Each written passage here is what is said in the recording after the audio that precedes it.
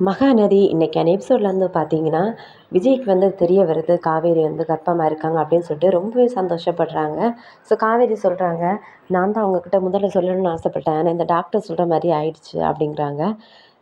"ஏன் என்கிட்ட இதுவரையும் சொல்லல?" அப்படின்னு விஜய் கேட்குறாங்க.